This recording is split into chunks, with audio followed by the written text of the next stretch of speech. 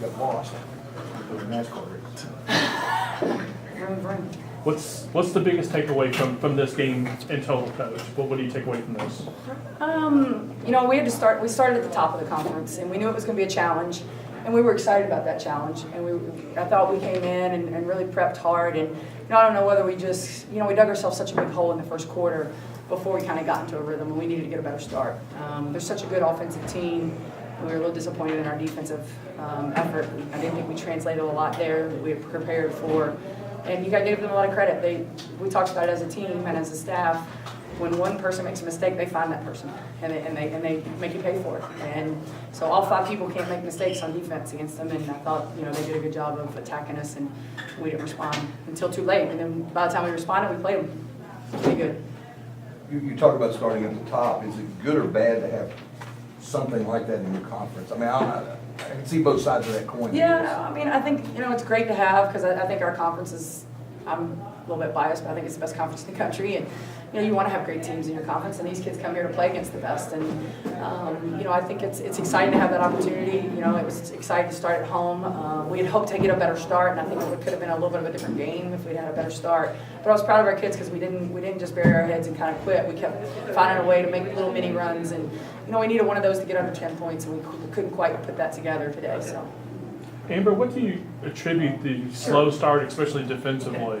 There were times that, like, Notre Dame Irish would drive past 3 Wake Forest defenders for easy buckets.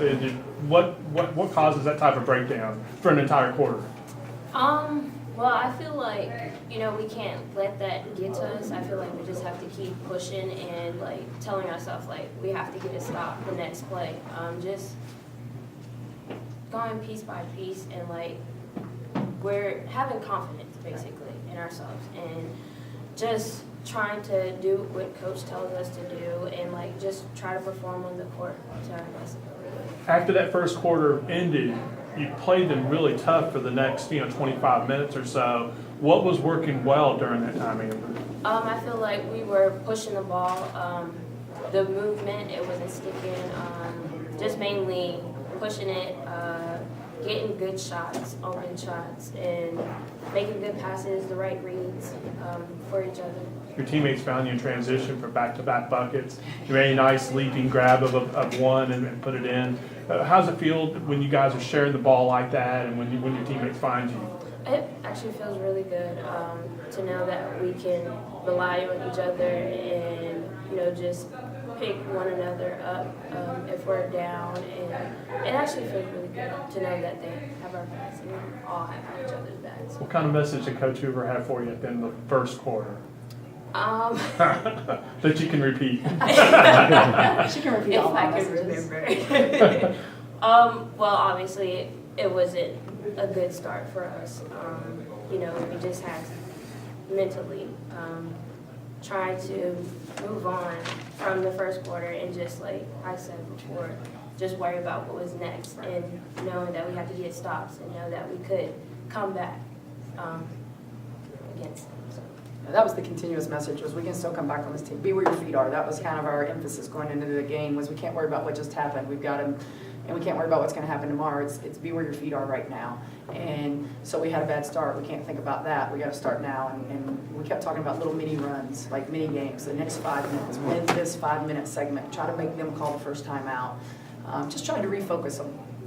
Did you feel good about how they were able to do that and to make a run, play even with them, right. even dip into the lead some? Well, offensively, I thought we did some really nice things. I think defensively is probably where we were the most disappointed. I never felt like defensively we were able to kind of string together a couple stops in a row. There was a couple situations in the second half we were able to, but that's part that we've got to get better on. We've got to progress, and we talked about, you can score 73 points in this league and win games, but we can't give up 96. That can't happen. And they shot 56% against us, so we've got our defense has to be better than that, and I think it is better than that. But you're also playing the #1 offense in the league, so we've got to take a hard lesson and learn from it and move forward and go on the road. We've got 2 tough road games coming up, and we got to bounce back quick and be ready to go. That's what ACC plays about.